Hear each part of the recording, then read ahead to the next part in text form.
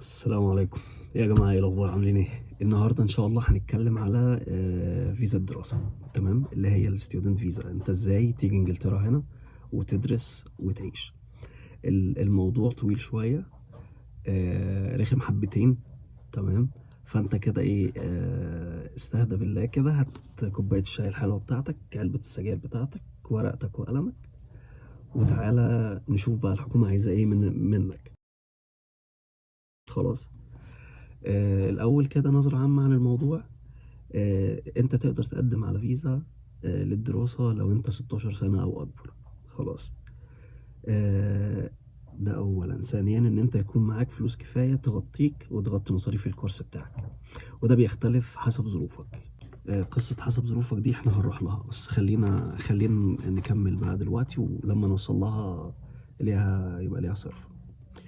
ان انت تكون بتتكلم كويس انجليزي، وبتقرا وبتكتب. خلاص، انت راجل جاي تدرس وجاي تاخد شهاده بكالوريوس مثلا من هنا، ولا تحضر ماجستير او دكتوراه، فانت لازم تكون بتقرا وبتتكلم انجليزي كويس. تمام.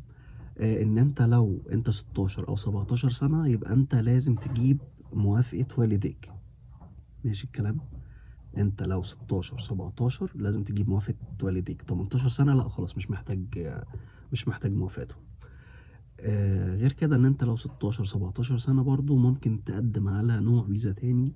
تمام، اسمه تشايلد ستودنت فيزا، اللي هو الفيزا، فيزا دراسية للأطفال. انت هنا الحكومة بتعتبر ان انت لو ما وصلتش 18 سنة فانت بتتعامل كأنك طفل. فما تزعلش مني لما اقول لك ان انت طفل يعني. تمام، فاللي هو لغاية 16 17 سنة يبقى انت محتاج تجيب موافقة والديك، وان انت تقدم على الفيزا التانية اللي هي بتاعت الأطفال. خلاص. ده بالنسبة للموضوع ككل. خلاص، ندخل بقى على الحاجات المهمة. أنا عامل 5 ورقات، ملخص للقصة دي، فهحاول أختصر على قد ما أقدر.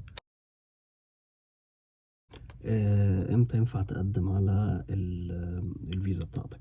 خلاص. لو انت بتقدم من جوه البلد، يعني مثلا لو في حد مثلا اخد بكالوريوس مثلا، وبيقدم على مثلا فيزا ماجستير او حاجه زي كده. تمام. لازم يقدم قبل الكورس بتاعه ما يبدأ ب3 شهور. خلاص. لكن لو انت بتقدم من بره، تمام، من بره انجلترا، من اي بلد تاني، تمام، يبقى انت لازم تقدم قبل الكورس بتاعك ما يبدأ ب6 شهور.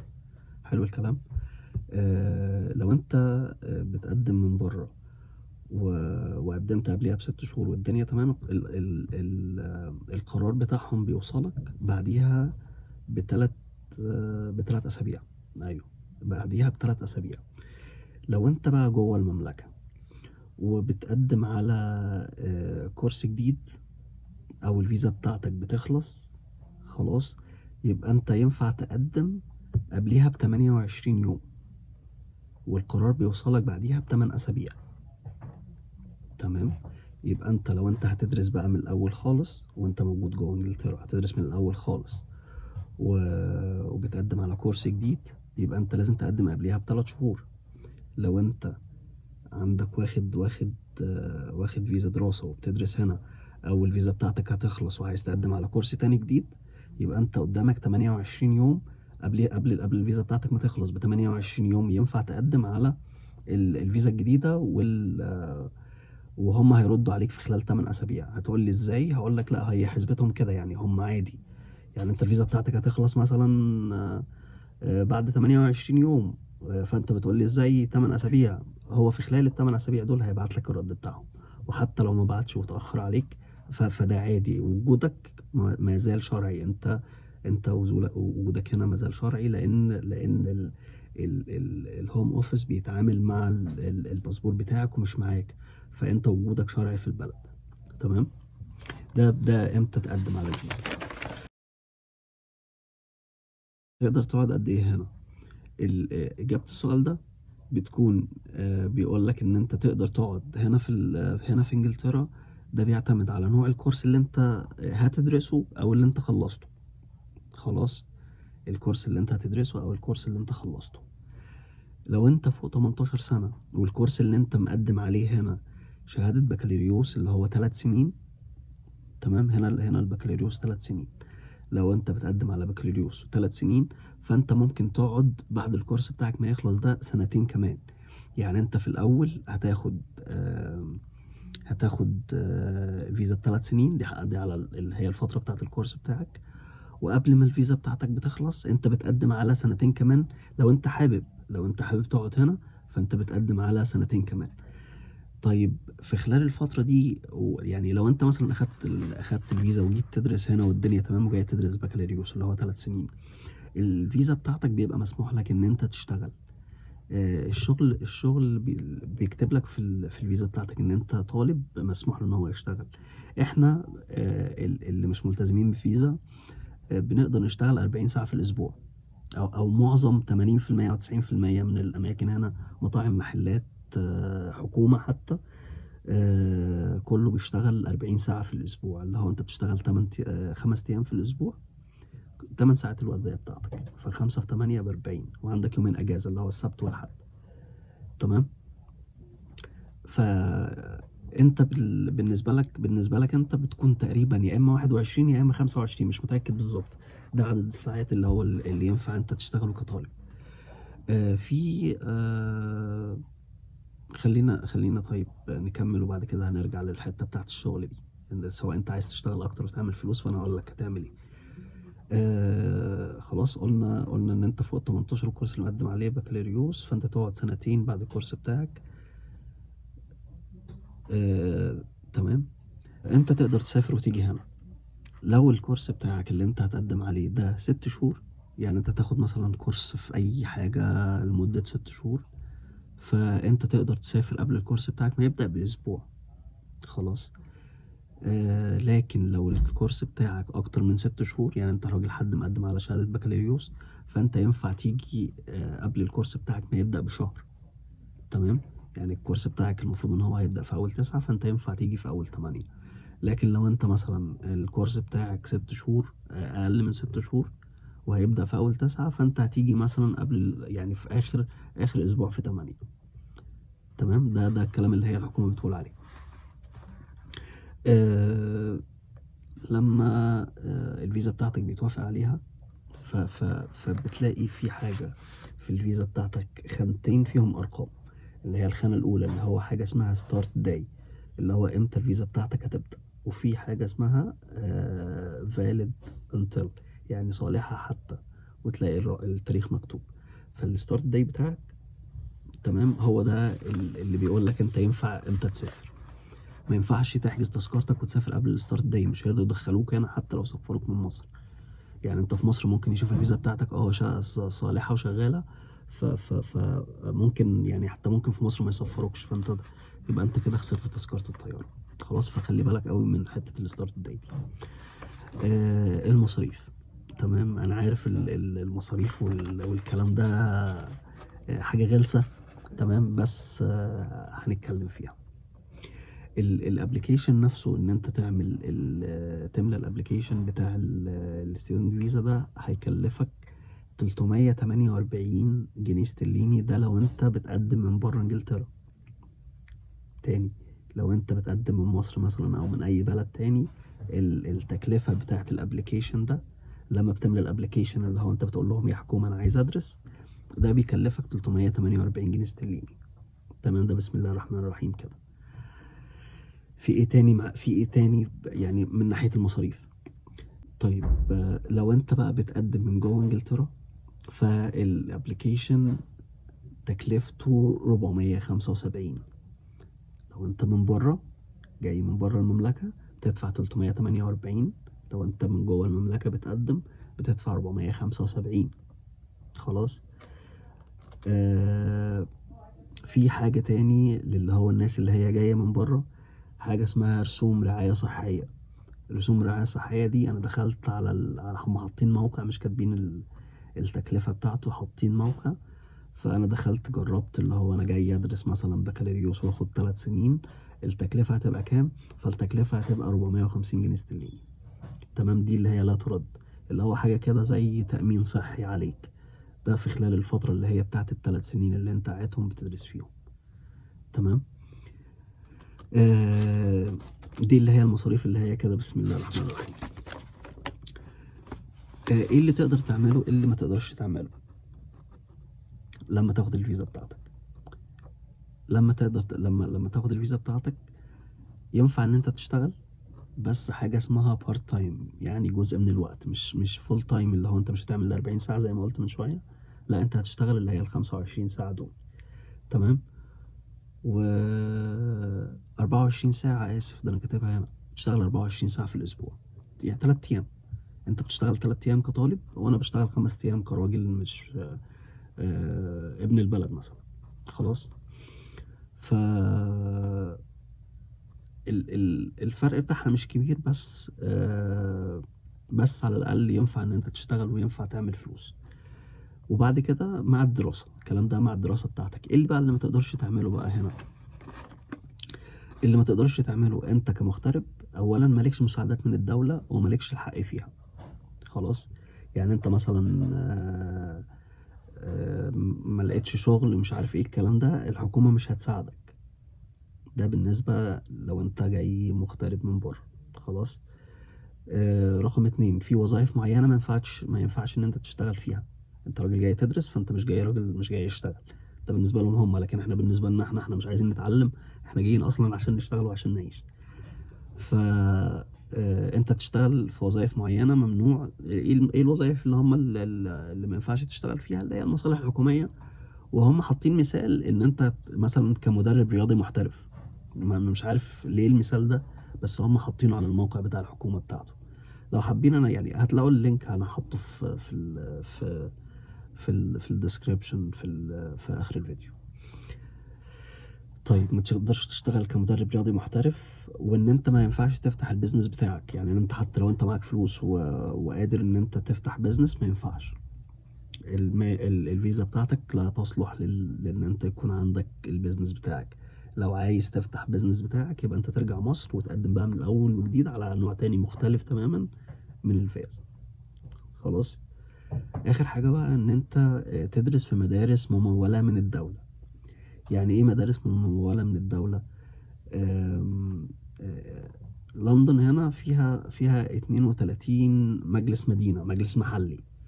كل مجلس محلي بيبقى عامل مثلا كورسات للناس اللي عايشين في المنطقة بتاعته. يعني مثلا كورس انجليزي مثلا، كورس مش عارف جرافيك ديزاين، مش عارف كورس ايه كورس طبخ مثلا. الكلام ده انت مالكش فيه، يعني ما ينفعش ان انت تقدم عليه. ليه؟ لان الفيزا بتاعتك ما تسمحش ان انت تاخد او تدرس اي حاجه متموله من الدوله. تمام. في حين تقابل الابلكيشن بتاعك، هيبعتوا لك جواب يقولوا لك فيه اللي انت المفروض تعمله واللي المفروض ان انت ما تعملوش. خلاص. حلو الكلام. ده بالنسبه للحاجه اللي تقدر تعملها وما تقدرش تعملها. الكورس بتاعك ده اهم بقى حاجه في الليله دي كلها. طيب لما تقدم على كورس معين وتتقبل في الجامعه، هيبعتوا لك جواب. تمام. في رقم تاكيد القبول. يعني ايه الكلام اللي انا بقوله ده؟ دلوقتي انت عارف انت عايز تروح انجلترا، عايز تدرس ايه. انا مثلا مسافر انجلترا علشان ادرس او احصل على بكالوريوس مثلا، ادارة، اعمال، محاسبة، اي حاجة انت حابب ان انت تدرسها. بس شهادة البكالوريوس اللي هو 3 سنين، كورس 3 سنين. تمام. انت جاي عشان مثلا تدرس الكورس ده، ف هتخاطب الجامعة بتاعتك، مش الجامعة اللي انت هتختارها، يعني سواء في لندن مثلا او بره لندن زي ما انت حابب. تختار الجامعة وتروح جاي مخاطبهم: يا جماعة أنا فلان الفلاني وعايز أدرس هنا، وأنا حصلت على الشهادة الفلانية من المكان الفلاني وعايز أدرس هنا، إيه المفروض يتعمل؟ هيرد عليك بإيميل ويقول لك أنت المفروض إن أنت تبعت لنا مش عارف كوبي من شهادة إيه أو شهادة إيه، الشهادة بتاعتك، شهادة ميلادك، مش عارف إيه الكلام ده، وتدفع المصاريف اللي هي بتاعة الكورس اللي أنت هتاخده. الكورس اللي انت هتاخده ده هو لو 3 سنين، فالحكومة هنا بتطلب منك ان انت تدفع اول سنة. تمام. اول سنة مصاريف الكورس اول سنة، وده بيختلف حسب نوع الكورس اللي انت هتاخده. طيب انت هتاخد، راجل هياخد بكالوريوس، فانت المفروض الكورس بتاعك 3 سنين، فانت هتدفع مصاريف اول سنة. لو الكورس بتاعك مش شهادة بكالوريوس، وكورس مثلا 6 شهور او 3 شهور او حاجه اقل من كده، تمام. ف بتقدم عادي، وبرضه بيبعتوا لك حاجه اسمها confirmation of acceptance students، يعني جواب قبول طالب، ان انت اتقبلت، وان انت الدنيا تمام، وان انت ينفع تاخد الكورس ده. طبعا الجواب ده اهم حاجه في الدنيا، جواب فيه رقم تاكيد. يعني زي مثلا انت بتعمل حجز في اوتيل، ودخلت مثلا على booking.com وعملت حجز، وبيدي لك حاجه اسمها confirmation number، الرقم بتاع التاكيد ده هتحطه في الابلكيشن اللي انت بتملاه. تمام، ركز معايا. طيب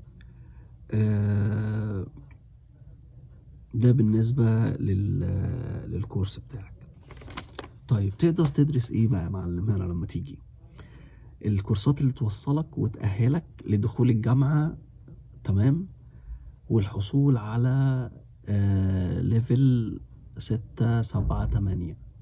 بمعنى ايه الكلام ده؟ هنا الدراسة ليفلات، خلاص. ليفل 3 لما تلاقي مثلا بتقدم على كورس مثلا وبيقول لك ده ليفل 3، يبقى ده دبلوم، خلاص. ليفل 4 5 ده الدراسة بتاعته سنتين، وده حاجة بتكون حاجة زي معهد فوق المتوسط كده، تمام. ليفل 6 ده اللي هو البكالوريوس. ليفل 7 ده الماجستير. ليفل 8 ده الدكتوراه، تمام، ودي اعلى حاجه، خلاص. فانت لما تخش هتختار الكورس اللي انت عايز تدرسه، فبتلاقي مكتوب، تمام، ان انت مثلا هتدرس بيزنس مانجمنت مثلا، اداره اعمال مثلا، ليفل 4 و5. يبقى انت عارف ان الشهاده دي بتاعته، تمام، 4 و5 ده معهد فوق المتوسط، تمام. اخترت الكورس بتاعك والدنيا تمام.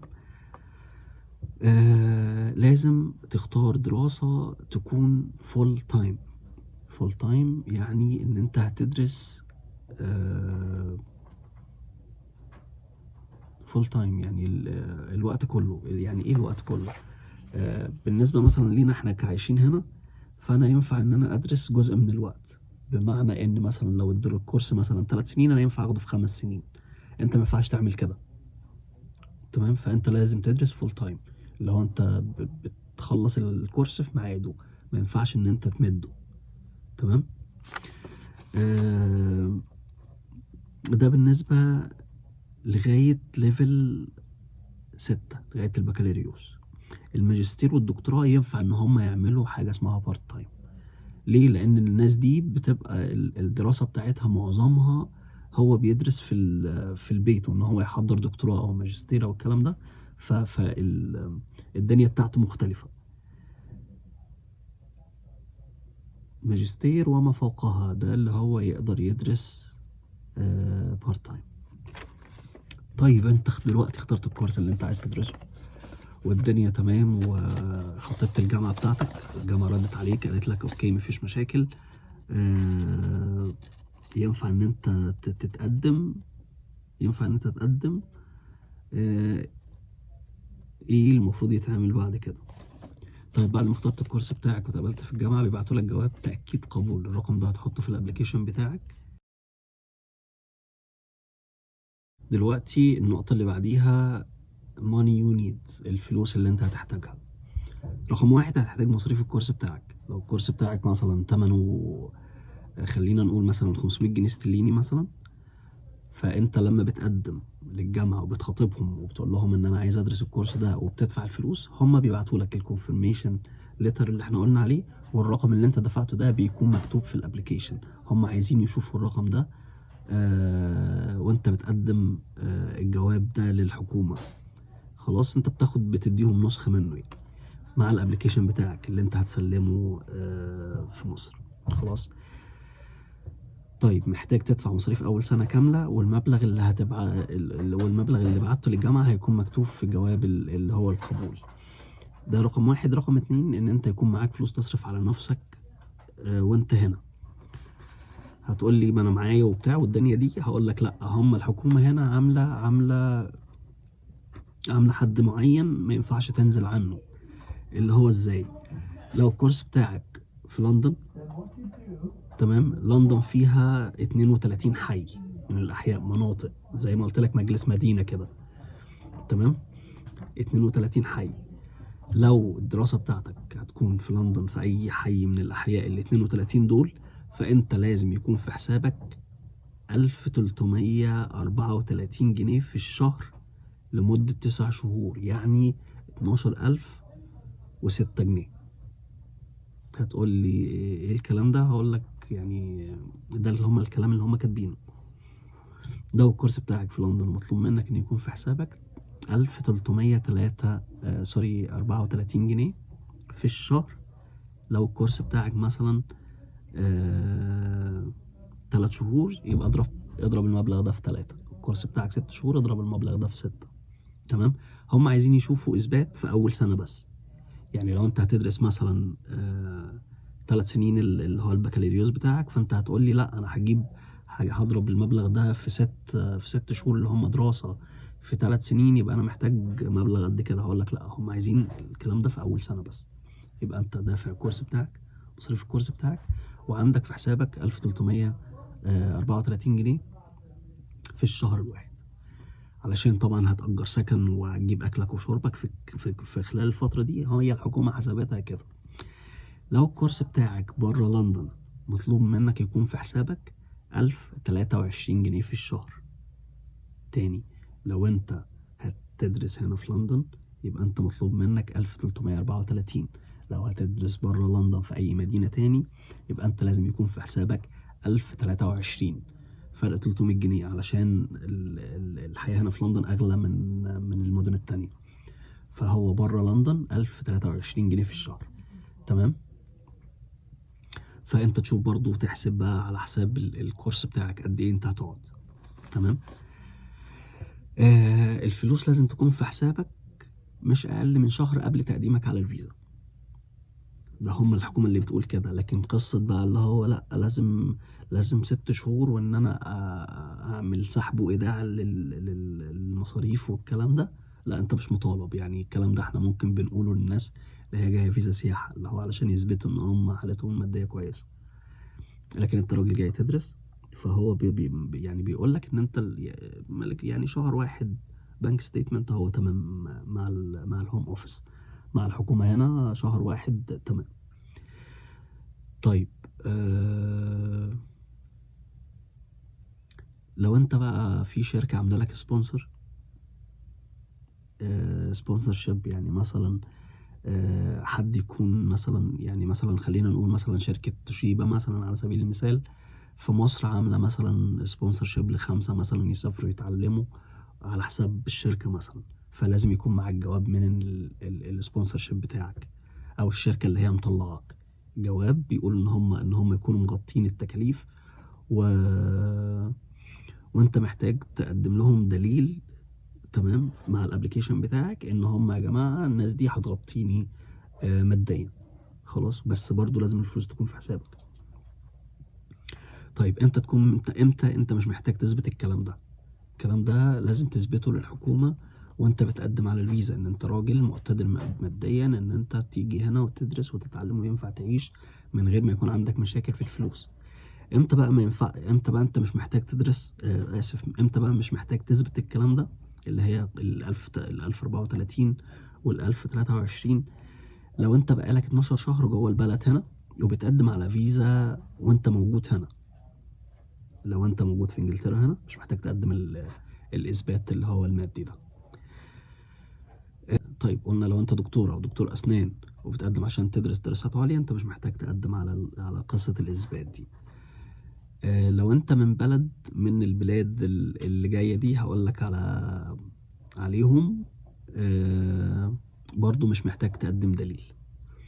انا طلعت البلاد العربية وهقولهم دلوقتي لانهم مش كتير، لكن في بلاد أجنبية فأنا هحط لكم اللينك بتاعهم موجودة. يعني في حوالي القائمة دي فيها حوالي 35 دولة، فأنا اخترت البلاد العربية بس علشان عارف اللي هيشوفني بيكون عربي عشان هيفهمني. البلاد اللي مش محتاجة تقدم الدليل ده اللي هو المادي إن هو مع الفلوس دي في حسابه: البحرين، الكويت، عمان، قطر، تونس، الإمارات. 6 دول. البحرين والكويت وعمان وقطر وتونس والامارات. ال6 دول دول مش محتاجين يقدموا دليل ان هم عندهم الدخل المادي اللي هو يغطيهم هنا وهم موجودين هنا في البلد. ليه وازاي والكلام ده الحكومة اللي هي اللي كاتباه على الموقع بتاعهم. خلاص. محتاج تقدم برضو معرفتك باللغة الإنجليزية، يبقى أنت محتاج تعمل تيست، تعمل اختبار.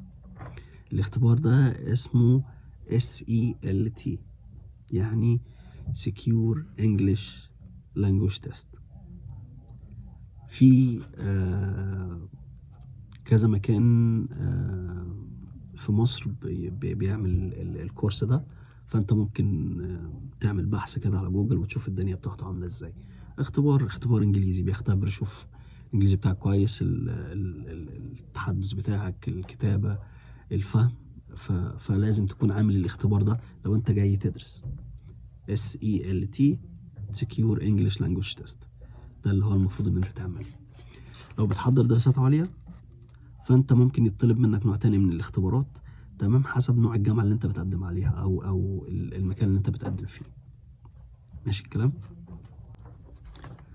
طيب ايه الاوراق المطلوبة منك؟ مطلوب منك جواز سفر شغال مش اقل من 6 شهور، يكون في صلاحية مش اقل من 6 شهور.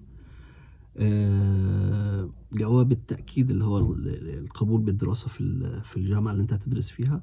حساب بنكي في المبالغ اللي احنا قلنا عليها دي، اللي هو الفترة بتاعت الكورس اللي هتقعدها، وال1023 وال1334 جنيه اللي احنا قلنا عليهم دول، تمام. وشهادة SELT اللي هو السكيور انجلش لانجويج تيست، ده اللي هو الشهادة ان انت عديت وان انت راجل بتتكلم انجليزي وبتفهم والدنيا تمام وينفع تيجي تدرس، تمام. ولو انت اقل من 18 سنة فانت لازم تجيب جوابات موافقة والديك ان انت جاي تدرس، ان هم ما عندهمش مانع، تمام. جواب من الشركة بتاعتك لو هم هيدفعوا لك مصاريف الكورس بتاعك. لو انت اقل من 18 سنة محتاج تقدم شهادة الميلاد بتاعتك او اي وثيقة حكومية موجود فيها اسمك واسم والديك، تمام. ده الاوراق المطلوبة منك. جواز سفر، جواب تأكيد اللي هو من الجامعة، حساب بنكي، شهادة اللغة. لو انت اقل من 18 سنة موافقة والديك. جواب الشركة بتاعتك لو الشركة بتاعتك هتغطي لك الكورس بتاعك. لو انت اقل من 18 سنة محتاج شهادة ميلادك، وثيقة حكومية موجود فيها اسمك واسم والديك، تمام. مراتك وعيالك. عشان مراتك وعيالك يجوا معاك هنا لازم تكون واحد من الثلاثة اللي انا هقولهم دول. اولا ان انت لازم تكون فول تايم ستودنت جاي ياخد ماجستير او حاجة اعلى منه، والكورس بتاعه من 9 شهور فما طالع. في الحالة دي ينفع تجيب اهل بيتك معاك.